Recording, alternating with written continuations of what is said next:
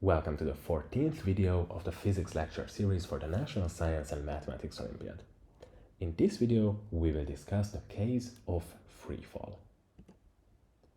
Freefall is the most important special case of constant acceleration. It means the motion of an object under the influence of gravity only, so there are no other forces. For example, air resistance is neglected. In this case, the motion occurs in a straight vertical line, and the acceleration is constant and equal to g equals 9.8 meters per second squared.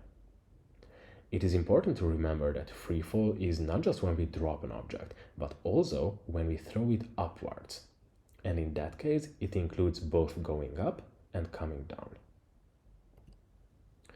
It is very important to use a consistent sign convention when solving problems involving free fall. We usually choose upwards as positive. Gravity always acts downward, so the acceleration a will be equal to minus g. This sign convention works for both the ascent and the descent, so do not change the convention halfway through the problem. In this slide, we collected the equations of motions for the case of free fall.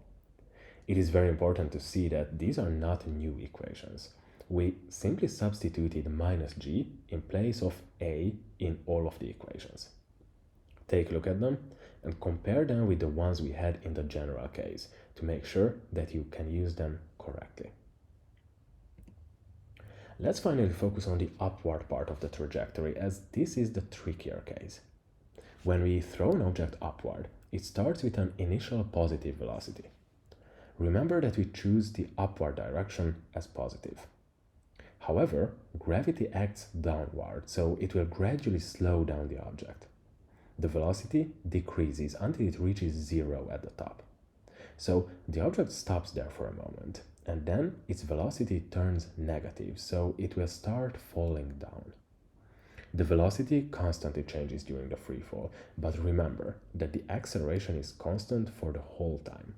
It is always the same minus g. Thank you for your attention to the whole video series. Make sure to rewatch any videos that you might not have fully understood, read the booklet carefully, and practice a lot with various problems. I wish you all the best for the competition.